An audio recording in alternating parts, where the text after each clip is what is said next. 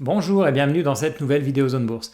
Alors aujourd'hui, on va parler de ces grandes questions qui tournent autour de l'épargne et qu'on s'est tous posé à un moment donné ou bien qu'on va tous se poser en fonction de nos âges, qu'on ait 20 ans, 30 ans ou bien 50 ans. Il y a des questions auxquelles on est à un moment donné obligé de faire face et obligé de répondre. Alors je vous préviens tout de suite, je ne vais pas donner beaucoup de réponses dans cette vidéo, tout simplement parce que sur ces grandes questions, il y a rarement une bonne et une mauvaise réponse. En général, il y a vraiment des choix individuels en tant qu'investisseur, mais pas seulement, aussi beaucoup de choix personnels. Donc on peut pas, tout n'est pas blanc ou noir. À chaque fois, il y a beaucoup d'interprétations et beaucoup de choses qui sont très personnelles. Donc il y aura des questions qui vont parler plutôt d'épargne en général, puis des questions sur l'immobilier et enfin des questions sur la bourse. Et si on commence par l'épargne, la question qu'on se pose tous dès qu'on met un petit peu d'argent de côté, c'est pour quelles raisons est-ce qu'on épargne? Quels sont nos buts? Et si je prends une première étude, on va voir plusieurs études en cours de cette vidéo, si je prends une première étude, quand on demande aux gens donc pour quelles raisons est-ce qu'ils épargnent, en première place, avec 60% des citations, c'est tout simplement qu'on épargne pour les petits imprévus du quotidien. On va épargner pour payer le garagiste en cas de pépin, pour remplacer un appareil qui ne marche plus, etc. En deuxième réponse, avec 38%, on épargne juste pour dissocier les économies du compte courant. Donc là, cette fois-ci, on n'a pas de but précis, mais on voit qu'il y a vraiment clairement une notion d'épargne. Plutôt que d'avoir tout sur un même compte, on met de côté un peu d'argent et je pense que c'est ce qui explique aussi une des raisons du succès du livret A ou autre. C'est pas vraiment une question de performance, c'est pour bien mettre de côté ce qu'on a le droit, entre guillemets, de dépenser à court terme ou pour se faire plaisir de ce qu'on veut garder pour du plus long terme. Ensuite, en troisième position, avec 34% de citations, c'est ce qu'on a plus en tête quand on parle d'épargne, c'est qu'on va épargner pour un projet à long terme, comme un achat immobilier, pour sa retraite, ou bien pour financer des études. Et ensuite, 22%, ce sont des personnes qui veulent épargner pour un projet à court terme, comme l'achat d'une voiture ou bien d'un voyage. Et ensuite, une question aussi très importante qu'on doit se poser et qui est même au cœur de la notion d'épargne, c'est l'arbitrage entre dépenser aujourd'hui ou bien dépenser plus tard.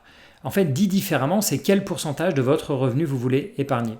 Alors bien sûr, on se doute, ça va de 0 à 50%, voire plus, c'est aussi très variable en fonction de votre revenu. Ce qui est intéressant, c'est aussi de regarder la moyenne des Français, une moyenne qui est restée très longtemps autour de 15%, mais qui a explosé avec la crise Covid et qui arrive maintenant à presque 22% début 2021. Et cette question, donc d'épargner ou de dépenser, ou vu différemment de dépenser maintenant ou dépenser plus tard, c'est une question qu'on va se poser toute la vie. Est-ce qu'il faut continuer les études ou bien commencer à travailler? Est-ce qu'il faut s'endetter pour les études, par exemple? Est-ce que c'est rentable?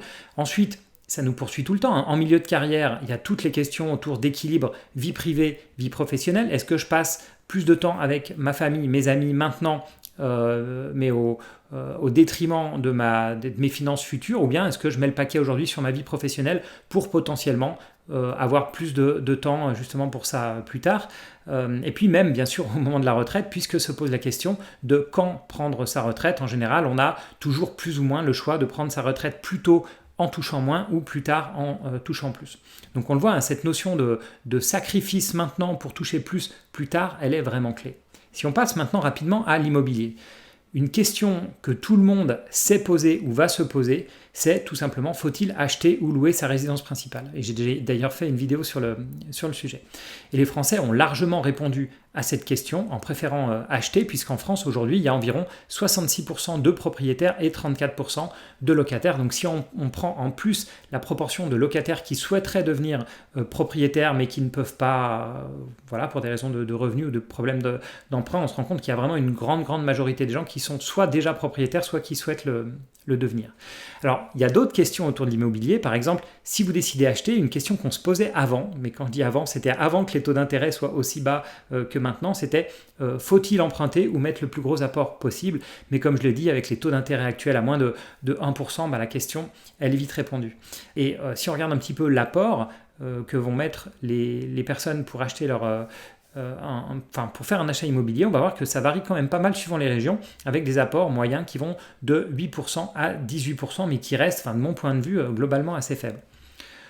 Autre question qui est aussi répondue rapidement à cause des taux quasi zéro, c'est quand on a une somme d'argent disponible, faut-il rembourser son crédit ou ses crédits si on en a, ou bien est-ce qu'il faut l'investir? Et comme je l'ai dit, les taux de crédit actuels, ils répondent en général largement à cette question. Et si c'est un crédit qui est relativement récent, donc qui a des taux d'intérêt très faibles, on n'a pas forcément intérêt à le rembourser.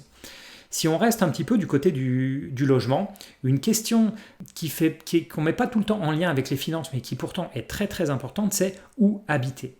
Alors déjà, notamment pour ceux qui sont salariés, la question c'est est-ce qu'on habite plutôt proche ou loin de son travail? Parce qu'en général, le dilemme c'est est-ce qu'il faut avoir un logement plus grand mais avec plus de trajets ou bien plus petit mais plus proche de son travail? On le voit ici sur cette étude, le temps de trajet moyen en France c'est de 30 minutes avec 16% des gens qui sont à plus d'une heure de leur travail.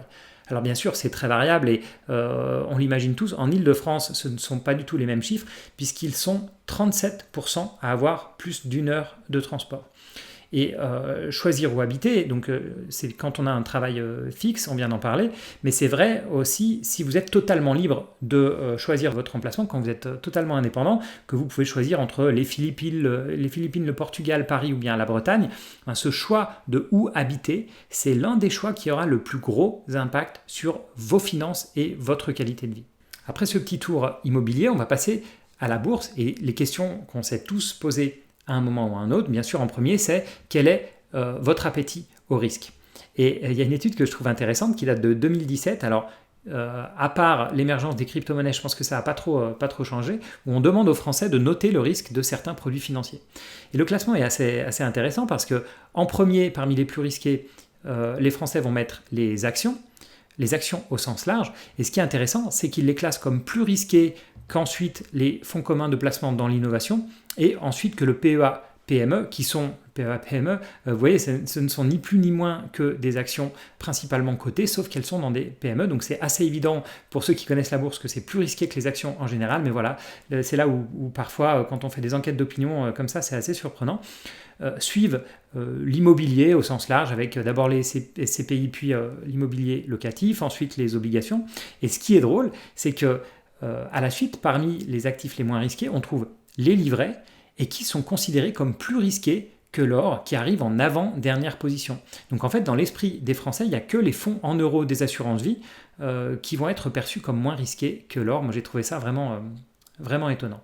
Alors il y a d'autres grosses questions à se poser avant d'investir en bourse. Je ne vais pas trop les détailler, tout simplement parce que ce sont des thèmes que j'aborde souvent. Mais c'est vrai que l'une des questions à laquelle on est confronté le plus rapidement, c'est est-ce que je veux gérer mes actions en direct ou bien est-ce que je veux faire déléguer cette gestion, par exemple au travers d'un fonds? Ça c'est quelque chose, déjà au niveau de l'ouverture de compte, c'est quelque chose qu'on doit décider puisqu'on va aller plutôt sur des notions d'assurance vie ou bien sur des achats de fonds ou bien par exemple sur du PEA, du compte titre en direct si vous choisissez la gestion en direct. Ensuite, il y a d'autres questions dont j'ai très largement parlé dans les vidéos. Est-ce que vous préférez la gestion indicielle, la gestion active, etc. Alors on l'a bien vu, toutes ces questions, ce sont des questions moi que je me suis posées à un moment donné dans ma vie, ou peut-être que je me poserai plus tard, mais je pense qu'à peu près toutes les questions, je me les suis posées à un moment donné dans ma vie. C'est probablement la même chose pour vous. Et ce qui est parfois frustrant, notamment pour moi qui fais des vidéos sur Internet, c'est que, on l'a bien vu, les réponses à ces questions, elles dépendent énormément de votre âge, de vos revenus, de votre situation patrimoniale. Est-ce que vous êtes marié, vous avez des enfants? Est-ce que vous avez un travail qui est à risque, un travail qui n'est pas à risque? Est-ce que vous êtes indépendant? Où est-ce que vous habitez? Enfin, on voit, c'est vraiment quelque chose de très très complexe. Donc c'est vrai que moi, quand je m'adresse à vous, je ne sais pas trop qui vous êtes. En fait, je ne connais pas forcément votre âge, où vous habitez, quels sont vos revenus ou vos patrimoines. Donc je suis obligé souvent de dire beaucoup de généralités et de dire des choses comme je le fais ici, du type ça dépend de vous en fait. Il n'y a pas, est-ce qu'il faut acheter ou louer sa résidence principale? Il n'y a pas de bonne réponse. La seule réponse qui est répondue un petit peu automatiquement, comme je l'ai dit dans la vidéo, c'est qu'avec des taux immobiliers de moins de 1%, on voit de plus en plus de gens qui pourraient acheter en cash un bien et qui vont malgré tout s'endetter, utiliser les taux actuels à moins de 1% pour potentiellement investir leur argent ailleurs. Voilà. En dehors de ça, la plupart des questions sont quand même difficiles à répondre.